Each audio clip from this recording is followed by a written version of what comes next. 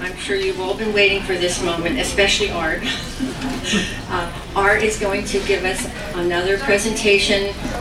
Probably those of you who've been here before and heard him, I don't know how you know so much about so many things, Art, but it's always interesting. I spoke to Art before.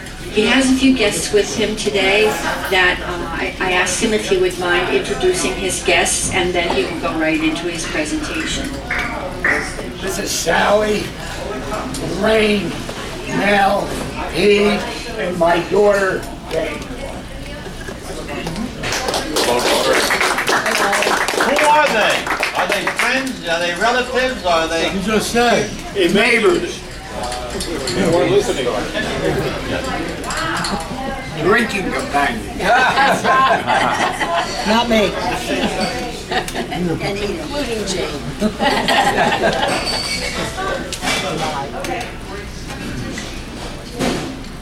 Making this gift to me. Can you hear me all right? Yes. You want to speak to the speaker there? Can everyone hear me all right? Yeah. Don't wander around. Well, I do wander around. Take the microphone. This presentation doesn't make it any easier for me what I want to say. I was rumbling around this week and I found that I gave 2 talks in 4 years ago, on March and April. I don't remember what it was about, but I don't know how many talks I've given since then, but I think this should be my last talk. I've done enough talking here. My extemporaneous method of speaking is, you got to be tired of hearing it. No. Not at all. Not at all. No. What a small world we have. Monday, I was sitting at the bar at the VFW having a couple beers. I was talking to Jeff on my left, White. Peter Klein was sitting on my left. Peter Klein, a World War II veteran. He was a medic, and he was on the first wave into Omaha Beach. And as you know, Omaha Beach is a lot more dangerous than Normandy Beach landing, because you had to go up a steep cliff. And burned in his mind to this day is all the dead Americans laying on the beach. And he was treating so many of them. Anyway, I mentioned to my Earthquake McGoon. Peter snapped to attention. He said, "You know Jimmy McGovern?" I said, "Yeah." "How do you know him?" He said, "He and I," but Jimmy McGovern I'm going to talk about later, was a flying tiger. He said, "Jimmy and I were raised within a block of each other in Elizabeth. And before we went into service, we'd get drunk together in all the bars in Elizabeth." Small world. Yesterday, I spent a day at Rutgers. I'm on the Rutgers director in Rutgers World History Department, and we have a big event once a year. We honor a rather important person, and yesterday it was James Bradley, who wrote the book Flags of Our Father. How many people have seen the movie and read the book? Most everybody. Yeah. So he was a guest. We had 18 tables, 8 people at a table. So we had 150 people there. We had the National Guard put on a show for us. We had the ROTC put on a show for us. And then we showed the movie, Flags of Our Father. As you know, there were 6 people that raised the flag. Most people think there were 5, but there are really 6. 3 of them were killed on Iwo Jima. Iwo Jima was the worst battle in the South Pacific. They gave out more Medal of Honors there than any other battle. One Hayes, Ira Hayes, an Indian, became a complete alcoholic. He could not take it. He died shortly after. He had made a statement, probably inaccurate, maybe an exaggeration, but he said that 225 friends of mine came on the island and 27 walked off. He said that I am not a hero, even though people want to make me a hero. The people that never left the island were the real heroes. And he died very shortly. We had one other person who was a kind of a low-level person, did menial jobs in New Hampshire that lived. And of course, John Bradley. John Bradley, Jim was his son. In his entire life, John Bradley never told anyone that he was one of the flag raisers. They found out when he died. They were looking through some remains he had. There was a shoebox, actually, and it had all the details.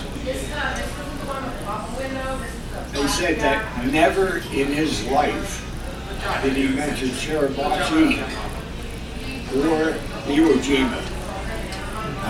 I kind of had the same problem. For 50 years, I never told anyone what I did in the service. I didn't tell my family. They knew I was in the service, but they didn't know what I did. I didn't belong to the VFW. I didn't belong to the American Legion. Even though I'm disabled, I would not collect anything from the VA. I did not celebrate 4th of July, Memorial Day. I wouldn't even put a flag on my house. After about 50 years, they invited me to a Korean War Veterans Association, and I started talking. I broke out in the last 15 years. I've done a lot of talking about it, but it took me 50 years. But John Bradley never talked for the rest of his life. His son spent 4 years researching the book, visited the parents, family of everyone that was there. This picture raising a flag is supposedly the most often taken picture ever. Anyway, that was his, and then he gave a long talk yesterday. So that's what my day yesterday was about. Flying Tigers. An old couple were getting up together, very, very friendly, and they're arriving at the point where they're going to have to decide whether they're going to have sex or not. So he decided to ask her how she felt about having sex. She said, "I don't mind it infrequent. He said, infrequent? Is that one or two words? That's an old joke. This old Jewish couple went to Israel for a vacation. Unfortunately, while he was there, he had a heart attack and died. She had to make a decision whether she was going to bury him in Israel or the United States. She consulted a funeral director. He said, in Israel, it's real cheap, maybe $500. If you bury him in the United States, fly him back and everything else probably costs $40,000. I recommend that you bury him in Israel. She thought about it for a while. She said, no, bury him in the United States. I said, why? She said, it's remote, but the chance he could come back to life. Anyway, flying tigers. Enough of the preamble. I'm going to talk about 4 flying tigers: Claire Chennault,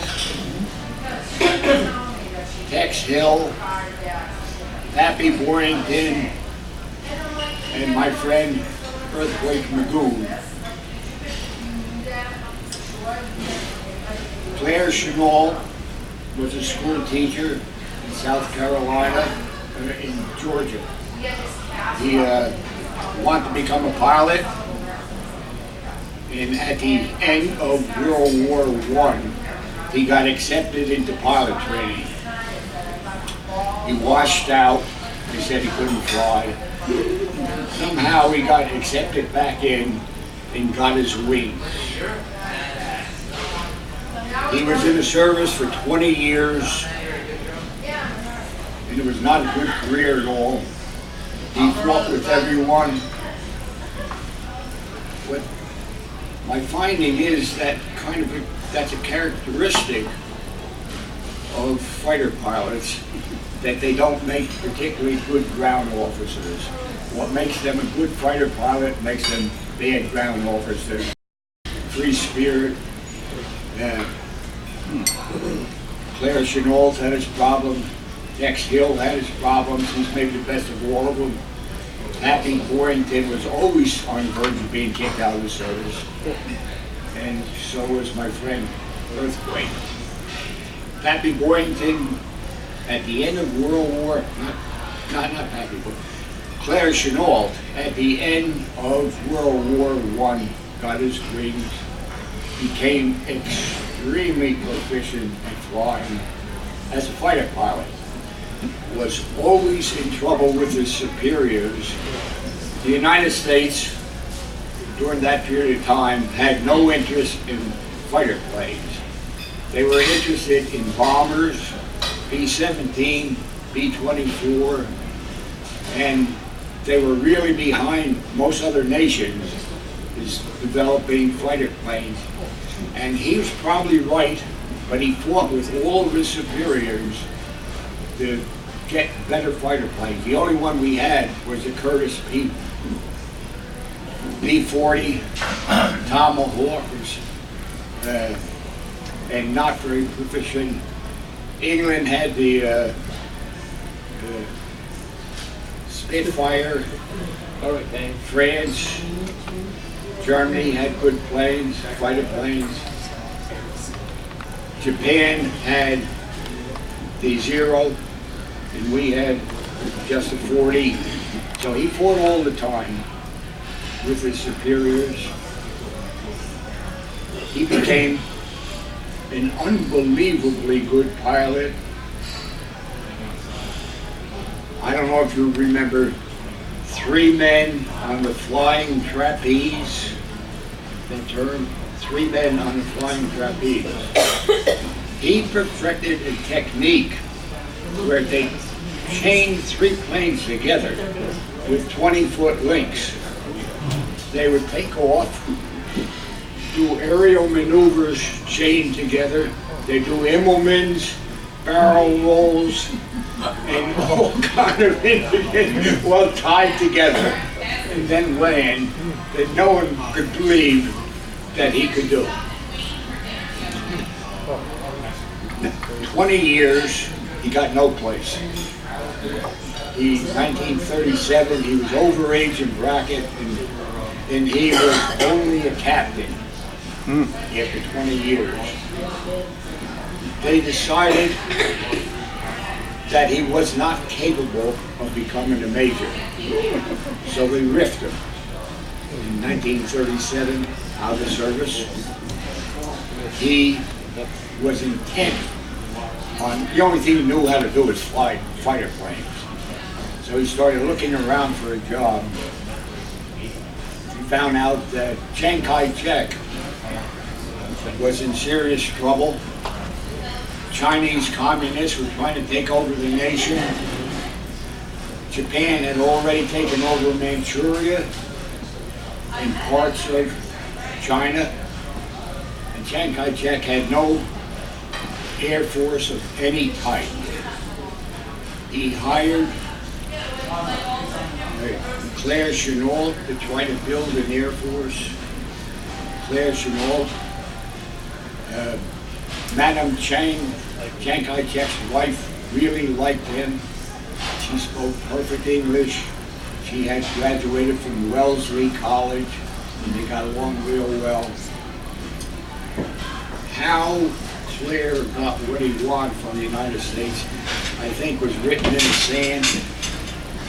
He managed to get 40 P-40s, 100 P-40s, I'm sorry, 100 P-40s.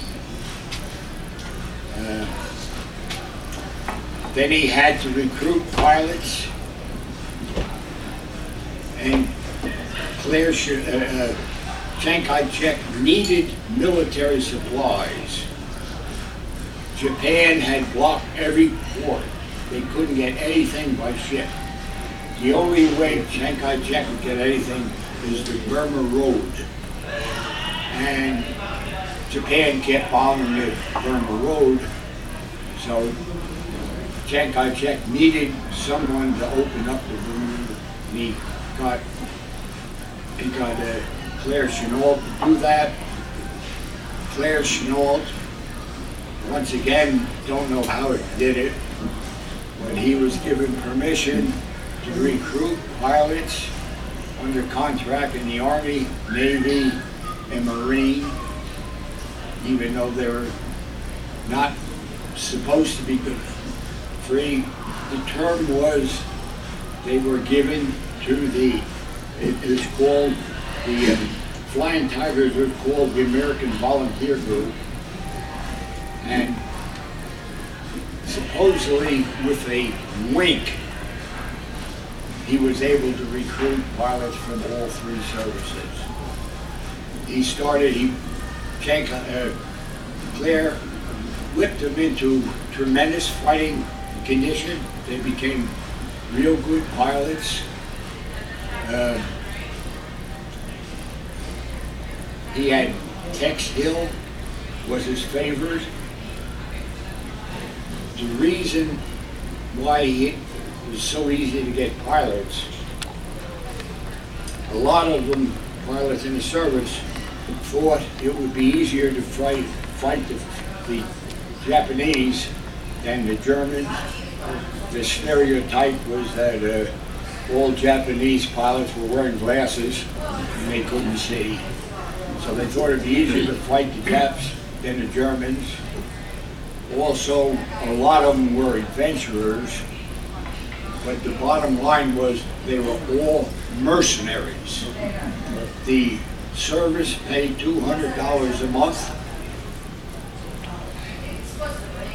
The Flying Tigers paid $600 a month, plus they gave $500 for every plane that they shot down. This was a tremendous amount of money at that time, so they had no trouble recruiting pilots to fly for the Flying Tigers, American Volunteer Group. They flew their first mission the week after Pearl Harbor, and they were able to keep the Burma Road open. Supposedly, they shot down over 200 Japanese planes. Tex Hill was the leading ace. Tex had 12 and a quarter kills, a plane shot down. A quarter of a plane was, 4 were shooting at one Jap plane and they couldn't determine which one got it. So they each got a quarter. Tex Hill had 12 and a quarter. Tex Hill, after 2 years, left the Flying Tigers, went back to the Army. He flew P-51s. He shot down the first Japanese plane with a P-51. Tex Hill became the youngest general that the service ever had. At 31 years old, he was a general. He had his problems, all of them. For instance, he had a drinking problem, not as bad as Pappy Boyington, but for instance, he was 92 years old in bed, and the doctor said that your heart is so bad you can't drink. His daughter asked him what he wanted. He said, "Make me a drink." She said, "What do you want?" He said, "Just make it a stiff one." He became, Tex Hill, head of the Air Force National Guard in Texas for many, many years.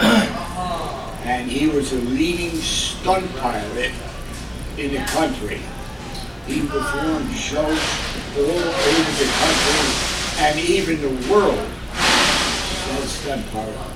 He crashed 2 serious crashes that he lived through, and he lived a normal life. Pappy Boyington graduated from the University of Washington in 1933, aeronautical engineering degree. He was not having much success. He wanted to become a pilot. The requirements at that time was that he could not be married. That wasn't a problem. He had a wife and 3 children. He just divorced them. And he got pretty good at it, because in his lifetime he divorced 4 women, had at least 10 children with them, and cheated on every wife he ever had. He flunked out of flight training twice. He said he couldn't fly. He changed his name. He was not originally Pappy Boyington. He changed his name to come back in the service the 3rd time to Pappy Boyington and got his wings. And maybe he became one of the best fighter pilots there ever was. He was a complete alcoholic, drunk all the time. He was a troublemaker. No one liked him. In college, he was a big-time wrestler, and he'd get drunk in a bar. And he's not a very big guy.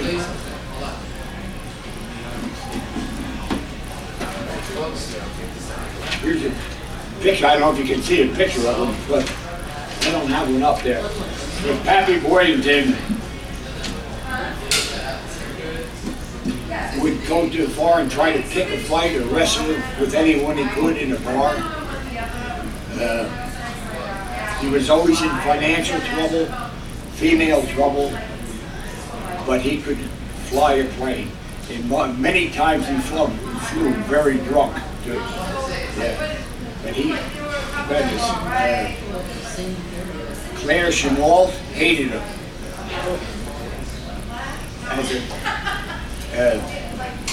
Flying Tiger. He shot down 6 planes as a Flying Tiger. He was such a troublemaker that Claire Chennault court-martialed him and gave him a dishonorable discharge. Dishonorable discharge from the Flying Tigers, American Volunteer Group. Somehow we got back in the Marines. He's down in Solomon Islands. They made him a major and a squadron leader. He was the leader of the Black Sheep Squadron. He had a bunch of bums, drunks, personnel that nobody else would let fly for. And in spite of all the trouble he had, he developed them into the best fighting group in the entire Marine Corps. But all the trouble they had on the ground, nobody could even touch what his squadron could do in the air. He developed such a good flying team. Matthew Borington got a total of 28 kills. He was shot down on his 28th mission. They thought he was killed. He was taken prisoner by a Japanese submarine. And here's a prisoner of war. Well, the United States thought he was dead. He was 20 months prisoner. He liked to brag that in spite of the harsh conditions in Japanese prison, he was the healthiest he ever was in his life because he couldn't smoke or drink.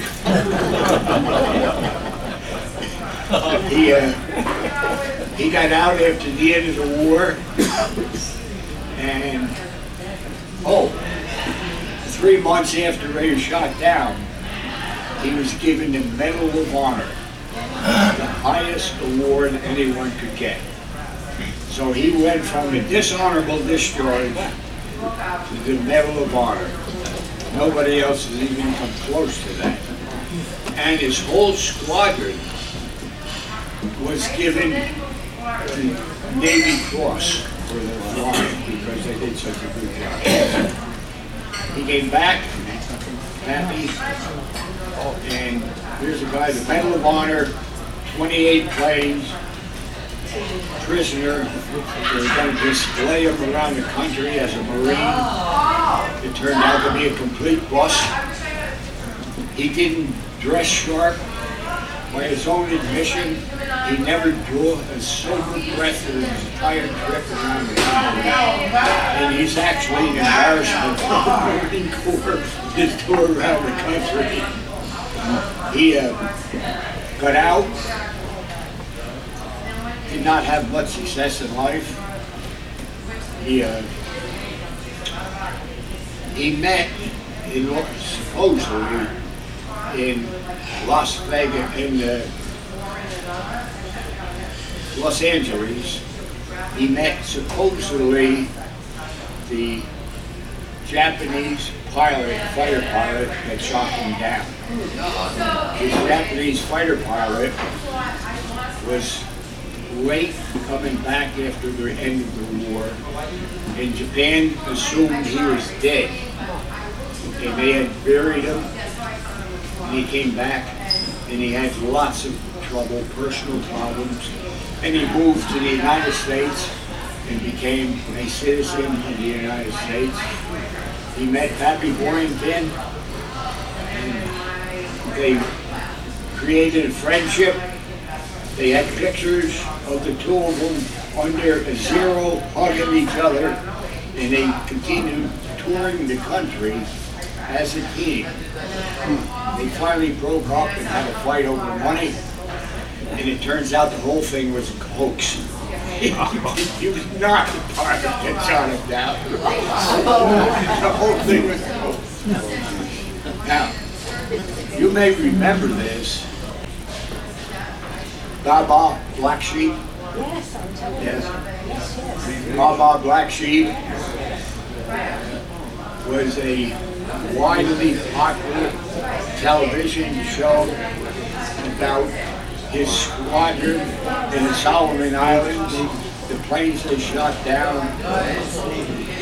This ran for 3 years, widely popular, about his squadron, the flying, the womanizing, and all the problems they had are very successful.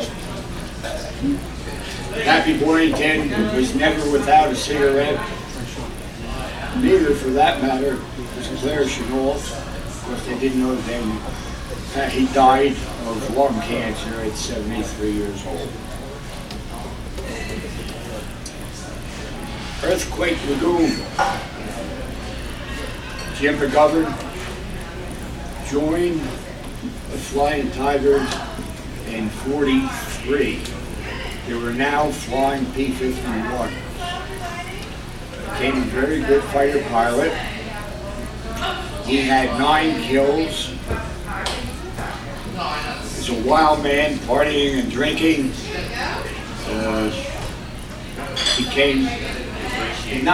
You see a picture there, he was not built like a fighter pilot. He was over 6 feet and 260 pounds. But his partying was legendary, and his flying was. He was shot down, taken prisoner, and he was a prisoner by the Chinese for 6 months. And you know, prisoners are a pain in the neck. The only thought a prisoner ever has is how to escape. 24 hours a day they're trying to figure out how to escape. The best thing you can do is just shoot a person rather than take them prisoner. But for some reason they did not shoot him when he got out. He came back to fly for the Flying Tigers. When the war ended, Claire Chennault started an airline in China called CAT, Civil Air Transport, a commercial airline flying in China. Most of the Flying Tigers became CAT pilots, including Earthquake McGoon. Supposedly, this seems impossible, that they would pay $2,000 a month. I read it. I still feel it's too much money. They couldn't. But anyway, that's what Earthquake did after the war ended. And I guess at this point, I ought to make a little turn and tell you how I met him. The Korean War, I flew the first tour in Korea in B-26s. A terrible tour. B-26 had 1 pilot, a bombardier navigator, and a crew chief, a 3-man crew. For many times we could have used a co-pilot. B-25, an easy plane to fly, had 2 pilots. B-26 had 1. It was called a Widowmaker because it killed so many people. Our mission was, it had 14 forward firing 50 guns, 50 caliber. We carried 5,000 pounds of bombs in a bomb bay. We carried rockets and napalms. When we opened up the 14 forward fired, the plane almost went in reverse. Our job was simple: fly at night and kill anything that moves in North Korea. We'd fly at 500 feet, bad weather, mountainous terrain, looking for trains, convoys, troop concentration, and try not to get shot down.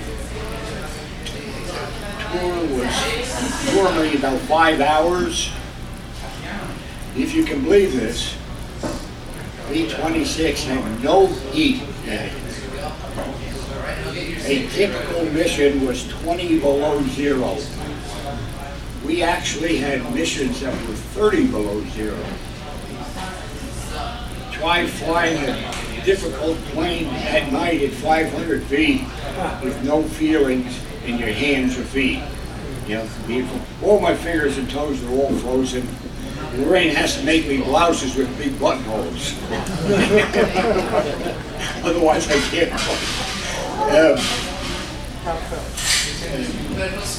I finished that tour in February of '52. I should have gone back to the United States. What they did was not fair. They sent me to Clark Air Force Base in the Philippines.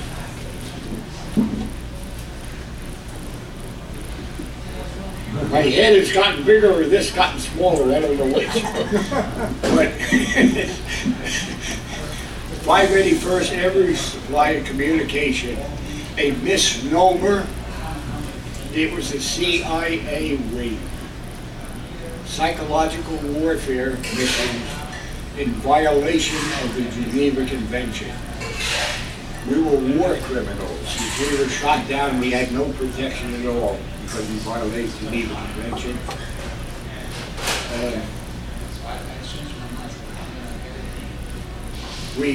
I was there from February of '52 to August of '54, 2.5 years. I was in the Philippines, albeit probably half the time I was in temporary duty. January the 12th, '53, 4 of us, 4 B-29s, were going up to Yokota, Japan to fly psychological warfare missions. We're going to have one plane fly a night.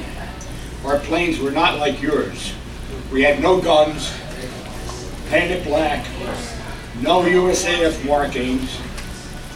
If my plane said USAF, I would be pushing up daisies in Russia somewhere. We had no dog tags, no identification of any type. Everyone flying combat has a good luck charm.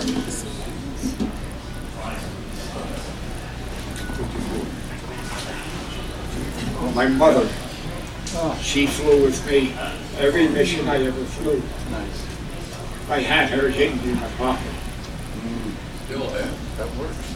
Still have, yes. What's that? Still have her there. I still have her there, yeah. Yeah.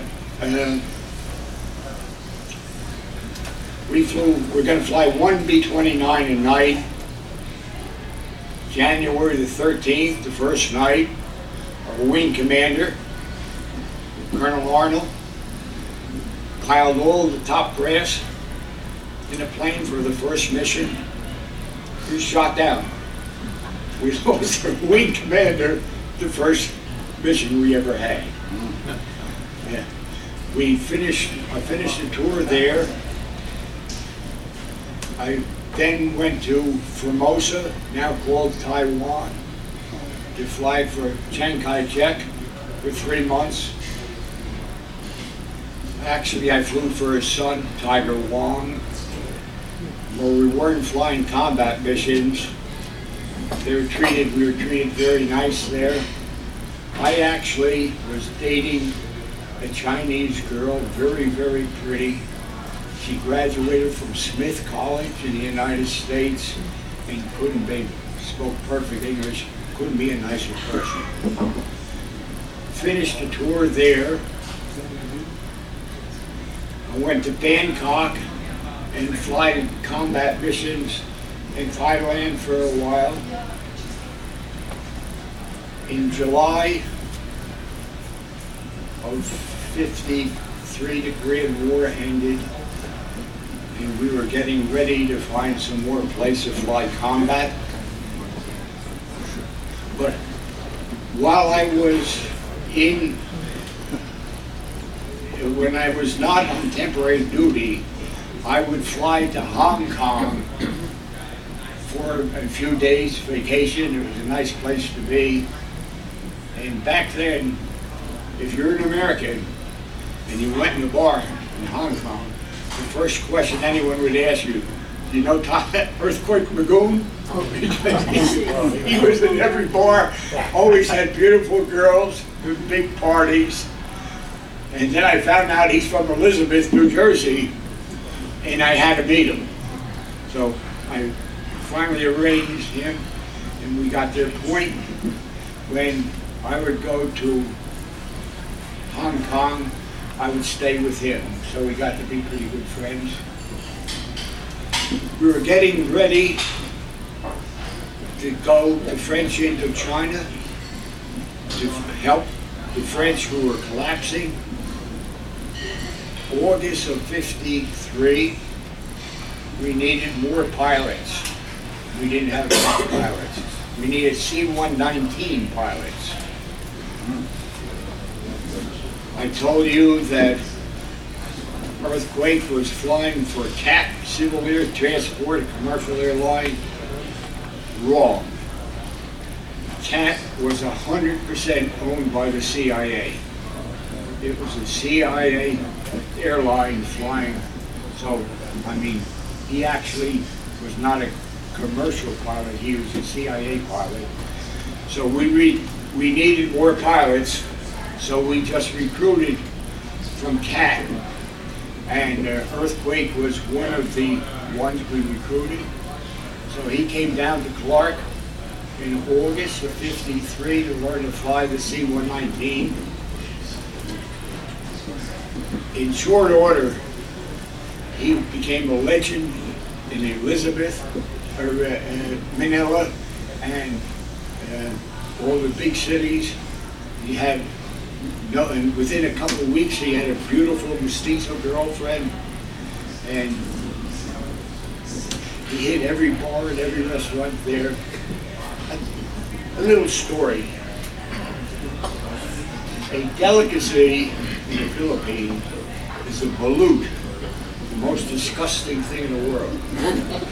A balut is an egg, duck egg.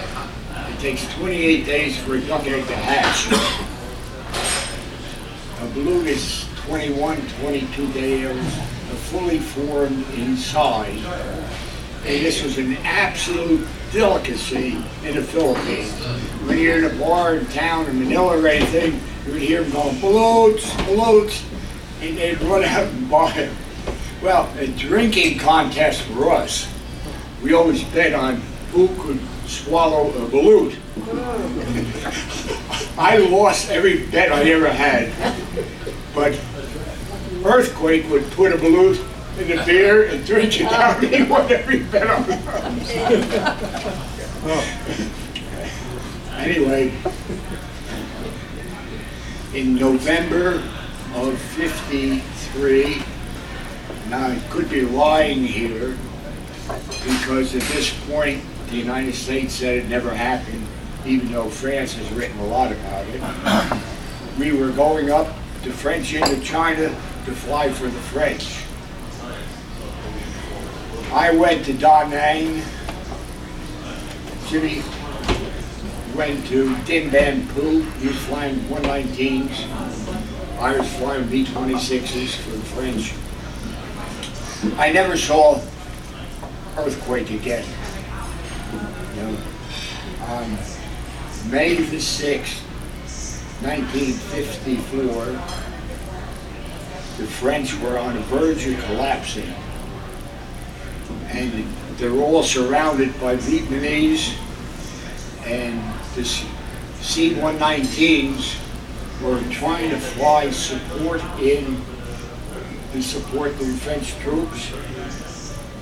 Earthquake was flying a plane with Gatling guns and ammunition. On the way in, he took a direct hit in the port engine and the landing gear. He tried to make it to Laos, which was 75 miles away. If he landed in South Korea, he would have been taken prisoner. He had a lead C-119 that was leading away from him, and he was going to try to make it there. Right at the border, of Leo's. He said to the C-119 ahead of him, "I guess this is it, boy," and crashed. But I didn't know, you can't crash a C-119. I crashed a B-26 in Korea, and it was in the air in a week. A C-119, when it crashes, it just crumbles up and kills you. So Earthquake was killed. Wally Beaufort, his co-pilot, was killed. 2 Frenchmen were killed. Wally Beaufort in World War II was a B-24 pilot flying for out of the 8th Air Force in England, bombing Germany. In Korea, he flew C-119s, cargos. When he found out they were looking for C-119 pilots to fly for the French, he volunteered and became Earthquake's co-pilot. So they were both killed. Fast forward 50 years, DNA had improved. They were able to find Earthquake's remains. 2005. They brought him back to the United States. Family feud was where they're going to bury him next to his brother in Basking Ridge or Arlington National Cemetery. After a lot of debate, they decided that he could have one more party with all his friends at Arlington, so that he would be buried there. And I don't know if you ever saw a burial at Arlington. It's impressive. They had Earthquake in a coffin, flag over it, horse drawn. They had 4 jet black horses pulling the sleigh. They had maybe 50 enlisted men in dress uniforms marching behind, and then all the cars behind that, going to where it's going to, they went to where it's going to be buried, had a ceremony, played taps, and buried Earthquake. He was 33 years old. The end. I thank you.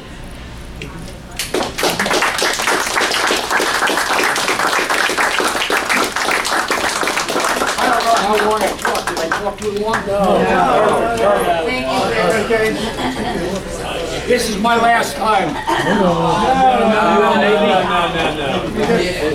Until next time. I'll give you a few months off.